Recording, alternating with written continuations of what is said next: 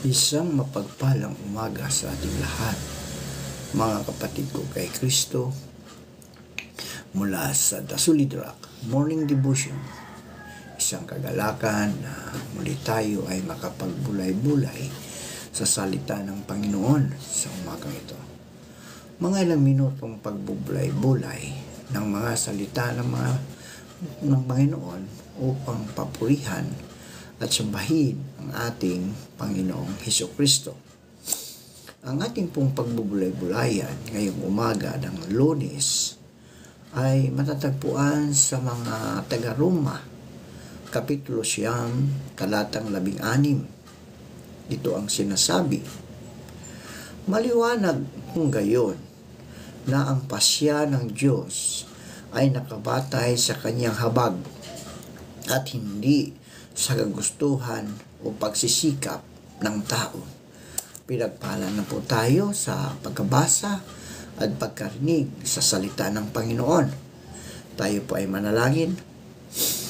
Ama naming Diyos na mapagmahal, naririto muli ang iyong mga anak sa iyong harapan upang ikaw, Diyos, ay sambahin sa Espiritu at sa katotohanan sa umagang ito. Maraming salamat, Panginoon, sa iyong pag-iingat mo sa aming pagtulog. Iningatan mo kami at ginising mo kami, Panginoon, ng maluwalhati, may lakas, may karunungan, upang ikaw, Diyos, ay papurihan sa araw-araw ng aming buhay. Panginoong Hesus, sa umagang ito, patuloy kong inilalapit sa inyo ang aming mga kapatid na patuloy na nagsisihanda o maaaring sila ay nagbabiyahe na ngayon patungo sa kanilang mga trabaho, Panginoon. Ingatan mo sila, Panginoon, sa daan. Layo mo sila sa anumang kapahamakan, Panginoon. Gayon din po, Panginoon, sa mga kapatid namin na naroon na, at patuloy mo po silang ingatan, Panginoon, gabayan. Ilayo mo sila sa mga kapahamakan, mga pagsubok sa buhay, Panginoon. Panginoong Hesus, pumasok na po ang isang typhoon sa aming bansa. Ang typhoon na pinangalan ng Leon. Lord, naway hindi po ito na makakapinsala sa iyong mga anak, Panginoon, dahil hindi pa po kami nakakabangon mula sa typhoon ng Christine. Marami pang mga lugar kung saan sila, Panginoon, ay nagpabangon pa o tumatayo pa, Panginoon, dahil sa naranasan nila, Panginoon. Naway ikaw, Diyos, ang siyang patuloy na mag-protect sa mga anak mo muli, Panginoon. At lalong-lalo na ang bansang Pilipinas. Ingatan mo po ito, Diyos, at hindi ito mabahamak muli sa bagyong Leon, O Lord. Amin din inilalapit, O Diyos, ang iyong mga anak na nasa banig sa nakaramdaman. Patuloy mo po silang abutin, O Diyos, at ibalik ang mga lakas na nawala dahil sa karamdaman. Pagalingin mo po, Panginoon, ang iyong mga anak. Amin din inilalapit sa iyo, O Diyos, ang mga anak mong nagtatrabaho sa ibang bansa. Patuloy mo po silang ingatan, Ama. Layo mo sila sa kapahamakan, lalong-lalo na, Panginoon, doon sa bansang merong kaguluhan, may gera. At ikaw, Diyos, ang siyang maghari doon sa kanila upang patuloy na magkaroon ng kapayapaan, Panginoon. Gayon din po, Diyos, sa mga kapatid namin naghahanap na ng trabaho. Ito man ay lokal o abroad. Naway makasumpong sila ng trabaho sa tulong ng banal mong Espiritu upang sila, Diyos, ay magkaroon ng hanap buhay. Amin ding naalala, Panginoon, ang aming mga kapatid na nagsiselebrate ng kanilang kaarawan sa araw na ito. Pagpalain mo sila at ingatan. Bigyan mo sila ng kalakasan. Gayon din po, Panginoon, ang mga nagsiselebrate ng mga wedding anniversary. Naway ikaw, Diyos, ang siyang maghari sa kanilang pagsasama, Panginoon. At marami pang taon ang kanilang mararanasan sa pag-ibig ng aming Diyos na ipagkakaloob mo, Panginoon. Maraming salamat sa pangalan ni Jesus. Amen. May mga tao na minsay pinapakita nila na sila ay mabuti at karapat-dapat sa Diyos. Yung tipong ipapamukha na mas mabuti sila kaysa sa iyo. O kaya naman ay mga mapagkunwari.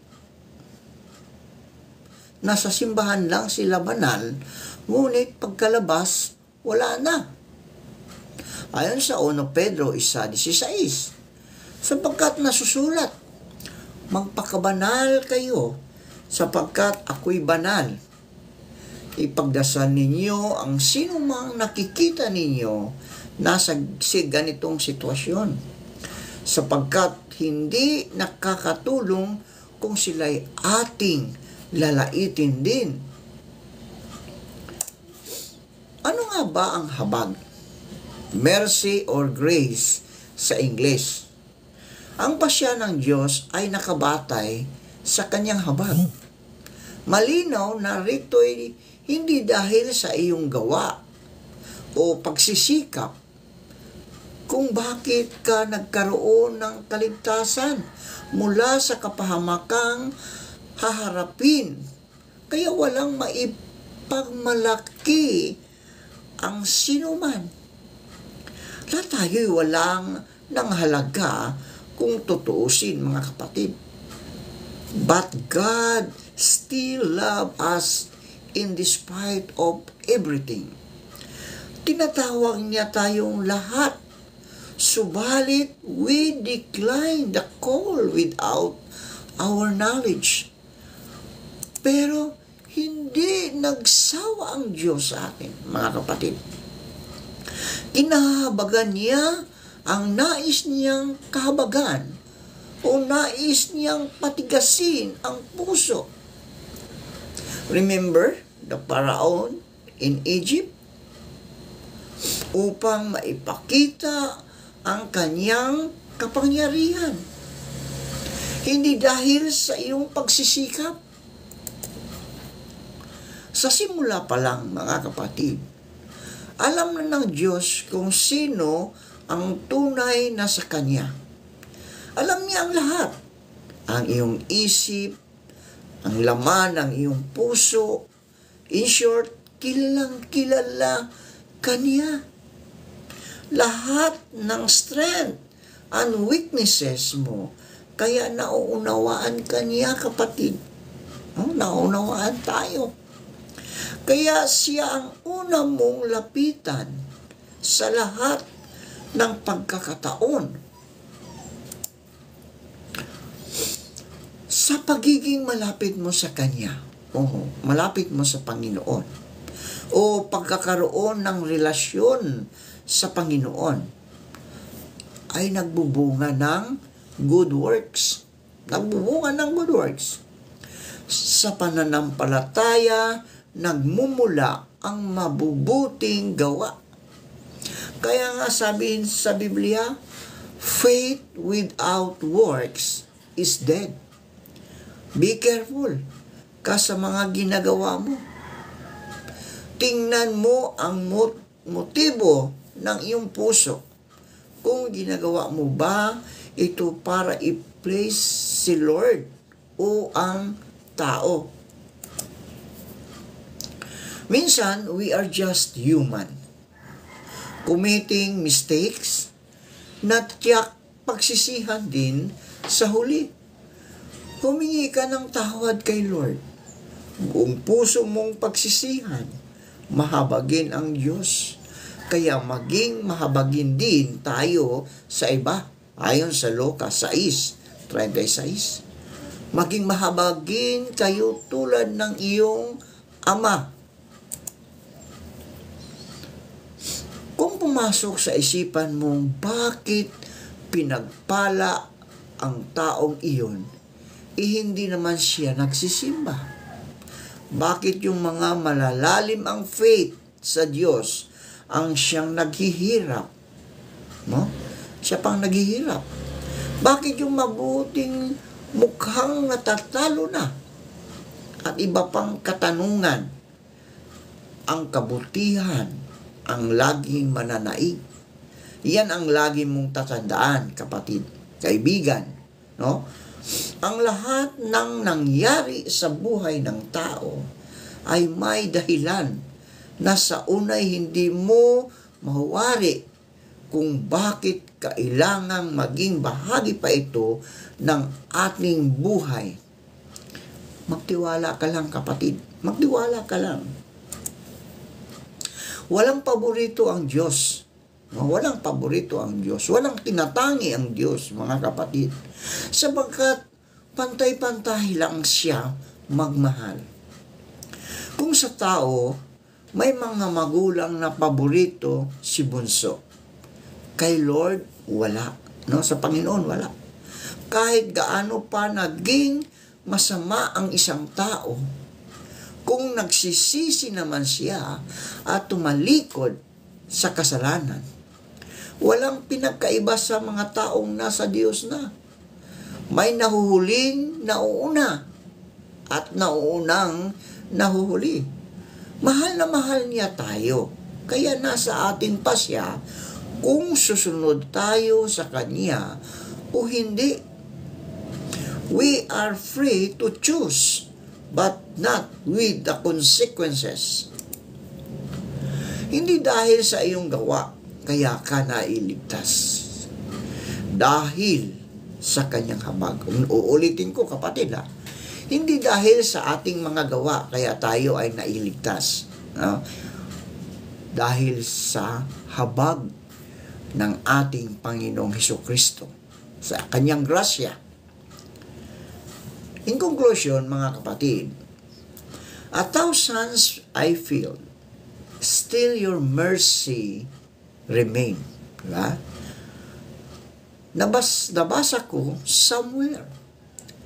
Kaloob sa atin ng Diyos. Kaya tayo'y may pagkakataong makalapit sa Kanya at ang habag na ipinararamdam niya ay nasa Kanyang pasya. Ang paggawa ng mabuti ay ang pagsunod sa Kanyang salita at bunga ng pananampalataya dahil iniibig mo rin siya. Hindi dahil may hidden agenda ka. Meron kang pansariling motibo. Na ibida ang iyong sarili. Tayo po'y manalangin. Salamat po, makapangyarihang Diyos, sa pag-iingat mo sa amin. Salamat po sa mga biyaya na araw-araw ninyong ipinagkakaloob sa amin. Patawad po sa mga pagkakamali o sa mga kasalanan na aming naggawa. Patuloy ninyo pong hawakan at pagharian ang aming buhay nang sa gayon hindi po namin magawa ang mga maling gawain na salungat sa iyong pinag-uutos. In Jesus' name we pray. Amen. Amen.